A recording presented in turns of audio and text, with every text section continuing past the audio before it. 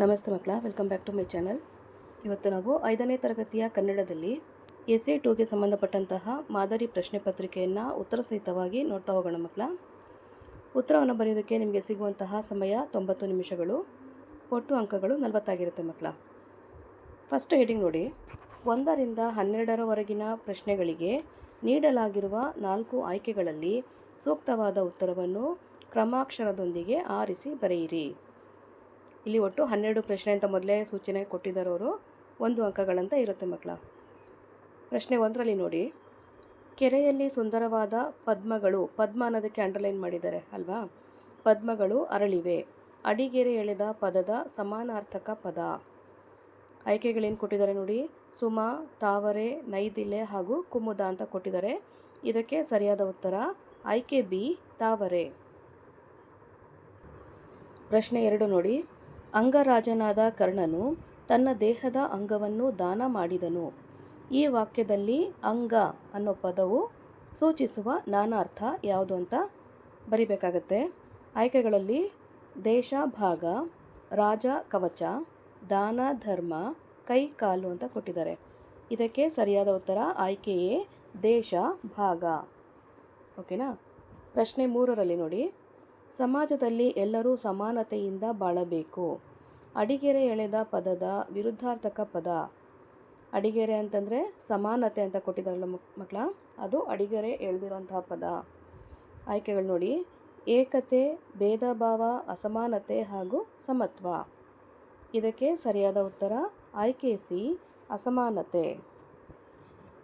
ಪ್ರಶ್ನೆ 4, ಎತ್ತುಗಳು ಗದ್ದೆಯಲ್ಲಿ ನೇಗಿಲನ್ನು ಎಳೆಯುವವು. ಈ ವಾಕ್ಯದಲ್ಲಿರುವ ಕ್ರಿಯಾಪದ. ಆಯ್ಕೆಗಳು ನೋಡಿ, ಎತ್ತುಗಳು ಗದ್ದೆಯಲ್ಲಿ ನೇಗಿಲನ್ನು ಎಳೆಯುವವು. ಇದಕ್ಕೆ ಸರಿಯಾದ ಉತ್ತರ ಆಯ್ಕೆ ಡಿ, ಎಳೆಯುವವು. ನೆಕ್ಸ್ಟು ಪ್ರಶ್ನೆ 5, ಲಕ್ಷ್ಮಿ ಶಾಲೆಗೆ ಹೋಗುತ್ತಾಳೆ. ಈ ವಾಕ್ಯವು ಸೂಚಿಸುವಂತಹ ಕಾಲ. ಆಯ್ಕೆಗಳು ನೋಡಿ, ಭೂತಕಾಲ, ವರ್ತಮಾನ ಕಾಲ, ಭವಿಷ್ಯತ್ ಕಾಲ ಹಾಗೂ ಯಾವುದು ಅಲ್ಲ. ಹೋಗುತ್ತಾಳೆ ಅನ್ನೋದು ವರ್ತಮಾನ ಕಾಲ. ಆಯ್ಕೆ ಬಿ, ವರ್ತಮಾನ ಕಾಲ. ನೆಕ್ಸ್ಟು ಪ್ರಶ್ನೆ 6 ನೋಡಿ, ವಿದ್ಯಾರ್ಥಿಯು ಪತ್ರವನ್ನು ಬರೆದನು. ಈ ವಾಕ್ಯದಲ್ಲಿ ಬರೆದನು ಎಂಬ ಕ್ರಿಯಾಪದದ ಧಾತು. ಆಯ್ಕೆಗಳು ನೋಡಿ, ಬರೆಯುತ್ತಾನೆ, ಬರೆದ, ಬರೆಯುವನು ಹಾಗೂ ಬರೆ. ಇದಕ್ಕೆ ಸರಿಯಾದ ಉತ್ತರ ಆಯ್ಕೆ ಡಿ, ಬರೆ. ಪ್ರಶ್ನೆ 7, ಈ ಕೆಳಗಿನವುಗಳಲ್ಲಿ ಪ್ರಕೃತಿ ಭಾವ ಸೂಚಿಸುವಂತಹ ಪದ. ಆಯ್ಕೆಗಳು ಊರೆಲ್ಲ, ಹಳ್ಳಿಯಲ್ಲಿ, ಆ ಅರಸು, ಮಹರ್ಷಿ. ಇದಕ್ಕೆ ಸರಿಯಾದ ಉತ್ತರ ಆಯ್ಕೆ ಸಿ, ಆ ಅರಸು. ಪ್ರಶ್ನೆ 8, ಗಿಡದಿಂದ ಹಣ್ಣು ಬಿದ್ದಿತು. ಈ ವಾಕ್ಯದಲ್ಲಿ ಅಡಿಗೆರೆ ಎಳೆದ ಪದವು ಸೂಚಿಸುವಂತಹ ವಿಭಕ್ತಿ. ಆಯ್ಕೆಗಳು ದ್ವಿತೀಯ, ಪ್ರಥಮ, ಸಪ್ತಮಿ ಹಾಗೂ ತೃತೀಯ. ಇದಕ್ಕೆ ಸರಿಯಾದ ಉತ್ತರ ಆಯ್ಕೆ ಡಿ, ತೃತೀಯ. ನೆಕ್ಸ್ಟು ಪ್ರಶ್ನೆ 9, ಮರದ ಕೊಂಬೆಯ ಮೇಲೆ ಕೋಡಗವು ಕುಳಿತು ಹಣ್ಣು ತಿನ್ನುತ್ತಿತ್ತು. ಅಡಿಗೆರೆ ಎಳೆದ ಪದ ಸೂಚಿಸುವ ಅರ್ಥ. ಇಲ್ಲಿ ಕೋಡಗ ಅಂತಿದೆಯಲ್ಲ ಮಕ್ಕಳ, ಆ ಪದದ ಅರ್ಥವನ್ನು ಬರಿಬೇಕಾಗತ್ತೆ. ಆಯ್ಕೆಗಳು ನೋಡಿ, ಮಂಗ, ಕೋಳಿ, ಆಡು ಹಾಗೂ ಆನೆ. ಇದಕ್ಕೆ ಸರಿಯಾದ ಉತ್ತರ ಆಯ್ಕೆ ಎ, ಮಂಗ. ನೆಕ್ಸ್ಟು ಪ್ರಶ್ನೆ 10, ಗುರುಗಳಿಗೆ ಪತ್ರ ಬರೆಯುವಾಗ ಬಳಸುವ ಸೂಕ್ತವಾದ ಸಂಬೋಧನೆ. ಆಯ್ಕೆಗಳು ಮಾತೃಶ್ರೀ, ತೀರ್ಥರೂಪ, ಚಿರಂಜೀವಿ ಹಾಗೂ ಪೂಜ್ಯ. ಇದಕ್ಕೆ ಸರಿಯಾದ ಉತ್ತರ ಆಯ್ಕೆ ಡಿ, ಪೂಜ್ಯ. ಪ್ರಶ್ನೆ 11, ರಾಮು, ನೀನು ನಾಳೆ ಶಾಲೆಗೆ ಬರುವೆಯಾ. ಈ ವಾಕ್ಯದಲ್ಲಿ ಬಳಸಿರುವ ಲೇಖನ ಚಿಹ್ನೆ. ಆಯ್ಕೆಗಳು ನೋಡಿ, ಭಾವಸೂಚಕ ಚಿಹ್ನೆ, ಪ್ರಶ್ನಾರ್ಥಕ ಚಿಹ್ನೆ, ಅಲ್ಪವಿರಾಮ ಚಿಹ್ನೆ ಹಾಗೂ ಆವರಣ ಚಿಹ್ನೆ. ಇದಕ್ಕೆ ಸರಿಯಾದ ಉತ್ತರ ಆಯ್ಕೆ ಬಿ, ಪ್ರಶ್ನಾರ್ಥಕ ಚಿಹ್ನೆ. ಪ್ರಶ್ನೆ 12 ನೋಡಿ ಮಕ್ಕಳ, ಕ್ರಿಯಾಪದದ ಮೂಲ ರೂಪವನ್ನು ಸೂಚಿಸುವ ಪದಕ್ಕೆ ಹೀಗೆನ್ನುವರು. ಆಯ್ಕೆಗಳು ನಾಮಪದ, ಪ್ರತ್ಯಯ, ಪ್ರಕೃತಿ ಭಾವ ಹಾಗೂ ಕ್ರಿಯಾ ಪ್ರಕೃತಿ. ಇದಕ್ಕೆ ಸರಿಯಾದ ಉತ್ತರ ಆಯ್ಕೆ ಡಿ, ಕ್ರಿಯಾ ಪ್ರಕೃತಿ. ನೆಕ್ಸ್ಟ್ ಹೆಡ್ಡಿಂಗ್ ನೋಡಿ, ಈ ಕೆಳಗಿನ ಪದ್ಯ ಭಾಗ ಪೂರ್ಣಗೊಳಿಸಿ. ಇಲ್ಲಿ ಒಂದೇ ಪದ್ಯವನ್ನು ಬರೀಬೇಕಾಗತ್ತೆ, 2 ಅಂಕ ಸಿಗುತ್ತೆ ನಿಮಗೆ. ಇಲ್ಲಿರುವಂತಹ ಪದ್ಯ ನಿಮಗೆ ಗೊತ್ತೇ ಇರುತ್ತಲ್ವ ಮಕ್ಕಳ, ನಿಮ್ಮ ಶಾಲೆಯಲ್ಲಿ ನಿಮ್ಮ ಶಿಕ್ಷಕರು ಹೇಳಿರ್ತಾರೆ, ಇದನ್ನು ಬಾಯ್ಪಾಠ ಮಾಡಿ ಎಕ್ಸಾಮ್ಗೆ ಬರುತ್ತೆ ಅಂತ ಹೇಳಿರ್ತಾರಲ್ವ, ನೀವು ಸಹ ಹಾಗೆ ಓದ್ಕೊಂಡು ಬಂದಿರ್ತೀರ ಅಂತ ಅಂದ್ಕೊಂಡಿದ್ದೀನಿ. ಇರುವಿಗೊಂದು ಗುರಿಯ ತೋರು, ಇದನ್ನೇ ಬೇಡಿಕೊಳ್ಳುವೆ, ಬದುಕಿಗೊಂದು ಅರ್ಥ ತೋರು, ಅದನ್ನೇ ಹಾಡಿಕೊಳ್ಳುವೆ ಅಲ್ವಾ. ಪುಟ್ಟ ಪುಟ್ಟ ಸಾಲುಗಳಲ್ಲಿ 4 ಸಾಲು ಇದೆ ಮಕ್ಕಳ ಪದ್ಯ, ಆರಾಮಾಗಿ ಕಂಠಪಾಠ ಮಾಡಿ ಓದ್ಕೋಬೋದಾಗಿದೆ ನೀವು ಅಲ್ವಾ. ನೆಕ್ಸ್ಟ್ ಹೆಡ್ಡಿಂಗ್ ಹೋಗೋಣ. ಈ ಕೆಳಗಿನ ಪ್ರಶ್ನೆಗಳಿಗೆ 2-3 ವಾಕ್ಯಗಳಲ್ಲಿ ಉತ್ತರಿಸಿ. ಇಲ್ಲಿ ಒಟ್ಟು 8 ಪ್ರಶ್ನೆ ಇರುತ್ತೆ, 2 ಅಂಕದಂತೆ.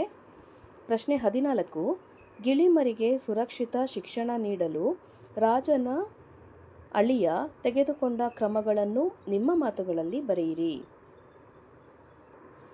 ಉತ್ತರವನ್ನು ನೋಡಿ ಮಕ್ಕಳ. ಗಿಳಿಮರಿಗೆ ಸುರಕ್ಷಿತ ಶಿಕ್ಷಣ ನೀಡಲು ರಾಜನ ಅಳಿಯ ತೆಗೆದುಕೊಂಡ ಕ್ರಮಗಳೆಂದರೆ ಇದರ ಅಸಭ್ಯತೆಗೆ ಮತ್ತು ಅಭಿವೃದ್ಧಿಗೆ ಮೂಲ ಕಾರಣವನ್ನು ಕಂಡುಹಿಡಿಯಬೇಕು. ಇದಕ್ಕಾಗಿ ನಮ್ಮ ವಿಶ್ವವಿದ್ಯಾಲಯದಲ್ಲಿ ಒಂದು ಶುಕ ಅಧ್ಯಯನ ಸಂಸ್ಥೆಯನ್ನು ಸ್ಥಾಪಿಸಬೇಕು. ನೆಕ್ಸ್ಟು ಪ್ರಶ್ನೆ 15, ಮಲ್ಲಜ್ಜಿಯ ಮಳಿಗೆಯಲ್ಲಿ ದೊರೆಯುವ ವಸ್ತುಗಳನ್ನು ಪಟ್ಟಿ ಮಾಡಿರಿ. ಉತ್ತರ, ಮಲ್ಲಜ್ಜಿಯ ಮಳಿಗೆಯಲ್ಲಿ ಕಡಲೆಪುರಿ, ಕೊಬ್ಬರಿ ಮಿಠಾಯಿ, ಇತ್ತೀಚಿನ ತಿನಿಸು, ಎಲೆ ಅಡಿಕೆ, ಸಕ್ಕರೆ, ಚಹಾ ಪುಡಿ, ಊದುಕಡ್ಡಿ, ಕರ್ಪೂರ, ಬಿಟು ಖಾರ, ಸೋಪ್ ಪೌಡರ್, ಚಾಕೊಲೇಟ್, ಪೆಪ್ಪರ್ಮೆಂಟ್ ಹೀಗೆ 10 ಹಲವಾರು ವಸ್ತುಗಳು ಮಲ್ಲಜ್ಜಿಯ ಮಳಿಗೆಯಲ್ಲಿ ದೊರೆಯುತ್ತವೆ. ಪ್ರಶ್ನೆ 16, ಬೇವೂರರ ಪ್ರಾಥಮಿಕ ಶಿಕ್ಷಣದ ಕುರಿತಾಗಿ ಬರೆ. ಉತ್ತರ, ರಾಯಲ್ ಇಂಡಿಯನ್ ಮಿಲಿಟರಿ ಕಾಲೇಜು ಮತ್ತು ಇಂಡಿಯನ್ ಮಿಲಿಟರಿ ಅಕಾಡೆಮಿಯಲ್ಲಿ ಸೈನಿಕ ಶಿಕ್ಷಣ ಪಡೆದರು. ಶಿಸ್ತು, ಶಿಕ್ಷಣ, ಕಠಿಣ ಶ್ರಮಗಳಿಂದ ತಮ್ಮ ವಿದ್ಯಾರ್ಥಿ ಜೀವನದಲ್ಲಿಯೇ ಗೌರವ ಖಡ್ಗ ಪ್ರಶಸ್ತಿ ಪಡೆದರು. ಪ್ರಶ್ನೆ 17, ಕರಡಿಗೆ ಇಷ್ಟವಾದ ಆಹಾರ ಪದಾರ್ಥಗಳನ್ನು ಪಟ್ಟಿ ಮಾಡು. ಉತ್ತರ, ಕರಡಿಗೆ ಜೇನುತುಪ್ಪ, ಹಲಸಿನ ಹಣ್ಣು, ನೇರಳೆ ಹಣ್ಣು ಮುಂತಾದ ಆಹಾರ ಪದಾರ್ಥಗಳು ಬಲು ಇಷ್ಟ. ಪ್ರಶ್ನೆ 18, ಆಲದ ಮರ ಎಲ್ಲಿ ಬೆಳೆದು ನಿಂತಿದೆ ಮತ್ತು ಈ ಮರದ ಮೇಲೆ ಗೂಡು ಕಟ್ಟಿರುವವರು ಯಾರು? ಉತ್ತರ, ಆಲದ ಮರ ಊರ ಹೆಬ್ಬಾಗಿಲಿನಲ್ಲಿ ಬೆಳೆದು ನಿಂತಿದೆ. ಈ ಮರದಲ್ಲಿ ರೆಕ್ಕೆ ಬಲಿತ ಹಕ್ಕಿಗಳು ಗೂಡು ಕಟ್ಟಿವೆ. ಪ್ರಶ್ನೆ 19, ಗಾಂಧೀಜಿಯವರ ಮಾರ್ಗದರ್ಶನದಲ್ಲಿ ಯಾವ ಚಳುವಳಿಗಳು ಮೊಳೆತವು? ಉತ್ತರ, ಗಾಂಧೀಜಿಯವರ ಮಾರ್ಗದರ್ಶನದಲ್ಲಿ ಸ್ವದೇಶಿ ಮತ್ತು ಅಸಹಕಾರ ಚಳುವಳಿಗಳು ಮೊಳೆತವು. ಮಕ್ಕಳ ಇಲ್ಲಿ 18, 19ರ ಉತ್ತರಗಳು ಮಾತ್ರ ಉಲ್ಟಾಪಲ್ಟಾಗಿದೆ ಮಕ್ಕಳ, ಸ್ವಲ್ಪ ನೋಡಿಕೊಂಡು ಉತ್ತರವನ್ನು ಅಭ್ಯಾಸ ಮಾಡಬೇಕಾಗತ್ತೆ ನೀವು. ಪ್ರಶ್ನೆ 20, ಬ್ರಿಟಿಷ್ ಆಡಳಿತದ ವಿರುದ್ಧ ತನ್ನ ಪ್ರತಿಭಟನೆಯನ್ನು ರಾಯಣ್ಣ ದಾಖಲಿಸಿದ್ದು ಹೇಗೆ? ಉತ್ತರ, ರಾಯಣ್ಣ ಸೈನ್ಯದ ಸಹಾಯವಿಲ್ಲದೆ ಬ್ರಿಟಿಷರ ವಿರುದ್ಧ ಹೋರಾಡುತ್ತಾ ಮೊದಲಿಗೆ ಖಾನಾಪುರದಲ್ಲಿ ನೆಲೆಸಿದ್ದ ಮೇಜರ್ ಪಿಕರಿಂಗ್ ಸೈನ್ಯದ ಮೇಲೆ ದಾಳಿ ನಡೆಸಿದನು. ಅಲ್ಲಿನ ಸರ್ಕಾರಿ ಕಚೇರಿಯನ್ನು ಸುಟ್ಟು ಹಾಕುವ ಮೂಲಕ ಬ್ರಿಟಿಷ್ ಆಡಳಿತದ ವಿರುದ್ಧ ತನ್ನ ಪ್ರತಿಭಟನೆಯನ್ನು ದಾಖಲಿಸಿದನು. ಪ್ರಶ್ನೆ 21, ಕರಡಿ ಕುಣಿತಕ್ಕಿಂತ ನರರ ಬುದ್ಧಿಯ ಕುಣಿತ ಮಿಗಿಲಹುದು. ಈ ಸಾಲಿನ ಬಗ್ಗೆ ನಿನ್ನ ಅನಿಸಿಕೆ ಬರೆ. ಉತ್ತರ, ಮನುಷ್ಯನು ತನ್ನ ಸ್ವಾರ್ಥಕ್ಕಾಗಿ ಪ್ರಾಣಿಗಳ ಸ್ವಾತಂತ್ರ್ಯವನ್ನು ಕಿತ್ತುಕೊಂಡು ಅವುಗಳನ್ನು ತನ್ನ ಬುದ್ಧಿವಂತಿಕೆಯಿಂದ ಗುಲಾಮರಂತೆ ಕುಣಿಸುತ್ತಿದ್ದಾನೆ. ಇಲ್ಲಿ ಕರಡಿಯ ಆಟಕ್ಕಿಂತ ಅದನ್ನು ನಿಯಂತ್ರಿಸುವ ಮಾನವನ ಕುಟಿಲ ಬುದ್ಧಿಯೇ ಶೋಷಣೆಯೇ ಎದ್ದು ಕಾಣುತ್ತದೆ. ಕುಟಿಲ ಬುದ್ಧಿಯ ಶೋಷಣೆಯೇ ಎದ್ದು ಕಾಣುತ್ತದೆ. ಅಂದರೆ ಬುದ್ಧಿಶಕ್ತಿಯು ಕ್ರೌರ್ಯಕ್ಕೆ ಬಳಕೆಯಾಗುತ್ತಿರುವುದು ಈ ಸಾಲಿನ ಸಾರವಾಗಿದೆ. ನೆಕ್ಸ್ಟ್ ಹೆಡ್ಡಿಂಗ್ ನೋಡಿ ಮಕ್ಕಳ, ಕೊಟ್ಟಿರುವ ವಾಕ್ಯವನ್ನು ಸಂದರ್ಭ ಸಹಿತ ವಿವರಿಸಿ. ಇಲ್ಲಿ ಒಂದೇ ಪ್ರಶ್ನೆ ಇರುತ್ತೆ, 2 ಅಂಕದೊಂದಿಗೆ. ಪ್ರಶ್ನೆ 22, ಆತ ಬಯಸಿದ್ದಲ್ಲೇ ಸಮಾಧಿ ಮಾಡಲಾಯಿತು. ಉತ್ತರವನ್ನು ನೋಡಿ. ಈ ವಾಕ್ಯವನ್ನು ಸಂಗೊಳ್ಳಿ ರಾಯಣ್ಣ ಪಾಠದಿಂದ ಆಯ್ದುಕೊಳ್ಳಲಾಗಿದೆ. ಮರಣದಂಡನೆ ಶಿಕ್ಷೆಗೆ ಒಳಪಟ್ಟ ರಾಯಣ್ಣನನ್ನು ಆತನ ಮುಖ್ಯ ಕಾರ್ಯಕ್ಷೇತ್ರವಾದ ನಂದಗಡದಲ್ಲಿ ಗಲ್ಲಿಗೇರಿಸಲು ವಧಾಸ್ಥಾನಕ್ಕೆ ಬ್ರಿಟಿಷರು ಕರೆದೊಯ್ಯುತ್ತಿದ್ದಾಗ ಒಂದು ವಿಶೇಷವಾದ ಸ್ಥಳದಲ್ಲಿ ತನ್ನ ದೇಹವನ್ನು ಸಮಾಧಿ ಮಾಡಬೇಕೆಂದು ರಾಯಣ್ಣನು ಒಂದು ಸ್ಥಳವನ್ನು ತೋರಿಸಿದನಂತೆ. ಅಲ್ಲಿಯೇ ಆತನನ್ನು ಗಲ್ಲಿಗೇರಿಸಲಾಯಿತು ಎಂಬುದನ್ನು ಲೇಖಕರು ಈ ಸಂದರ್ಭದಲ್ಲಿ ಆತ ಬಯಸಿದ್ದಲ್ಲೇ ಸಮಾಧಿ ಮಾಡಲಾಯಿತು ಎಂದಿದ್ದಾರೆ. ನೆಕ್ಸ್ಟ್ ಹೆಡಿಂಗ್ ನೋಡಿ ಮಕ್ಕಳ. ಈ ಕೆಳಗಿನ ಪ್ರಶ್ನೆಗಳಿಗೆ 5-6 ವಾಕ್ಯಗಳಲ್ಲಿ ಉತ್ತರಿಸಿ. ಇಲ್ಲಿ ಒಟ್ಟು 2 ಪ್ರಶ್ನೆ 4 ಅಂಕದಂತೆ ಇರುತ್ತೆ. ಪ್ರಶ್ನೆ 23. ಮಲ್ಲಜ್ಜಿಯ ಮಳಿಗೆ ಒಂದು ಜನಪ್ರಿಯ ಜನತಾ ನ್ಯಾಯಾಲಯ ಇದ್ದಂತೆ. ಈ ಹೇಳಿಕೆಯನ್ನು ಸಮರ್ಥಿಸಿ. ಉತ್ತರ: ಮಲ್ಲಜ್ಜಿ ಯಾರ ಮೇಲೂ ಸಿಟ್ಟು ಮಾಡಿಕೊಳ್ಳುವುದಿಲ್ಲ. ಎಲ್ಲರೊಂದಿಗೂ ನಗುನಗುತ್ತಾ ಮಾತನಾಡುತ್ತಾಳೆ. ಜನರ ಸಮಸ್ಯೆಗಳನ್ನು ಸುಲಭವಾಗಿ ಪರಿಹರಿಸಿ ಬಿಡುತ್ತಾಳೆ. ಮಕ್ಕಳಿಂದ ಹಿಡಿದು ಮುದುಕರವರೆಗಿನ ದೂರುಗಳನ್ನು ದೂರ ಮಾಡಿಬಿಡುತ್ತಾಳೆ. ಮಳಿಗೆಯ ಮುಂದಿರುವ ಚಪ್ಪಡಿ ಕಲ್ಲುಗಳೇ ಇಲ್ಲಿ ಕಟಕಟೆ. ಮಲ್ಲಜ್ಜಿಯ ಕೋರ್ಟಿನಲ್ಲಿ ಯಾವ ವಕೀಲರೂ ಸಾಕ್ಷಿಗಳೂ ಬೇಕಿಲ್ಲ. ಎಷ್ಟೋ ಬಾರಿ ದೂರು ನ್ಯಾಯಾಲಯದಲ್ಲಿಯೂ ಬಗೆಹರಿಯುವುದಿಲ್ಲ. ಕೋರ್ಟು ಶುಲ್ಕ, ವಕೀಲರ ಫೀಸು ಯಾವುದೂ ಇಲ್ಲಿಲ್ಲ. ಮಲ್ಲಜ್ಜಿ ನೀಡುವ ತೀರ್ಪು ಯಾವ ನ್ಯಾಯಾಧೀಶರ ತೀರ್ಪಿಗೂ ಕಡಿಮೆಯಿಲ್ಲ. ಆದ್ದರಿಂದ ಮಲ್ಲಜ್ಜಿಯ ಮಳಿಗೆ ಒಂದು ಜನಪ್ರಿಯ ಜನತಾ ನ್ಯಾಯಾಲಯ ಇದ್ದಂತೆ. ಪ್ರಶ್ನೆ 24. ಸಂಗೊಳ್ಳಿ ರಾಯಣ್ಣನ ಬಗ್ಗೆ ನಿನಗೆ ಮೆಚ್ಚುಗೆಯಾದ ಅಂಶಗಳ ಬಗ್ಗೆ ವರ್ಣಿಸಿರಿ. ಉತ್ತರವನ್ನು ನೋಡಿ ಮಕ್ಕಳ. ಸಂಗೊಳ್ಳಿ ರಾಯಣ್ಣ ಕರ್ನಾಟಕದ ಗೌರವಾನ್ವಿತ ಸ್ವಾತಂತ್ರ್ಯ ಹೋರಾಟಗಾರನಾಗಿ ಇತಿಹಾಸದಲ್ಲಿ ಜಾಗೃತನಾಗಿ ಗುರುತಿಸಿಕೊಂಡಿರುವ ವ್ಯಕ್ತಿ. ಅವರ ಬಗ್ಗೆ ಮೆಚ್ಚುಗೆಯಾದ ಕೆಲವು ಅಂಶಗಳನ್ನು ಹೀಗೆ ವರ್ಣಿಸಬಹುದು. ಮೊದಲನೇದಾಗಿ, ಧೈರ್ಯಶಾಲಿ ಹೋರಾಟಗಾರ. ಸಂಗೊಳ್ಳಿ ರಾಯಣ್ಣನು ಬ್ರಿಟಿಷರ ವಿರುದ್ಧ ಧೈರ್ಯದಿಂದ ಹೋರಾಡಿದ ಮಹಾನ್ ಹೋರಾಟಗಾರನಾಗಿದ್ದ. ಬ್ರಿಟಿಷರ ದಮನವನ್ನು ಎದುರಿಸಲು ಅವನು ನಿಷ್ಕಲ್ಮಷವಾಗಿ ಹೋರಾಡಿದ. ಎರಡನೆಯದಾಗಿ, ಪ್ರಜಾಪ್ರಿಯ ನಾಯಕ. ರಾಯಣ್ಣನು ಸಾಮಾನ್ಯ ಜನತೆಯ ಹಿತಾಸಕ್ತಿ ಕಾಪಾಡುವ ಪ್ರಜಾಪ್ರಿಯ ನಾಯಕನಾಗಿದ್ದ.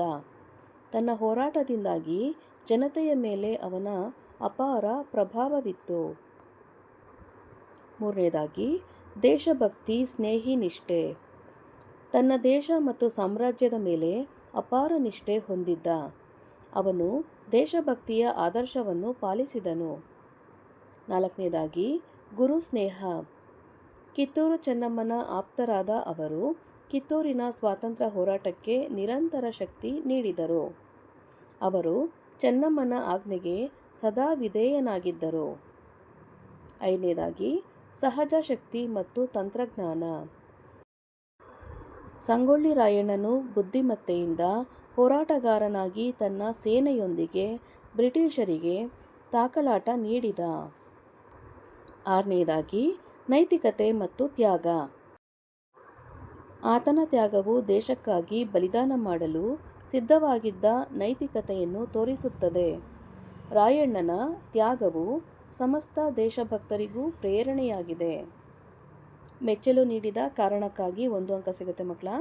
ಮತ್ತು ಹೆಚ್ಚಿನ ವಿವರಣೆಗಳಿಗಾಗಿ 2 ಅಂಕ ಸಿಗುತ್ತೆ. ಭಾಷಾ ಶುದ್ಧತೆಗೆ 1 ಅಂಕ ಸಿಗುತ್ತೆ ಮಕ್ಕಳ.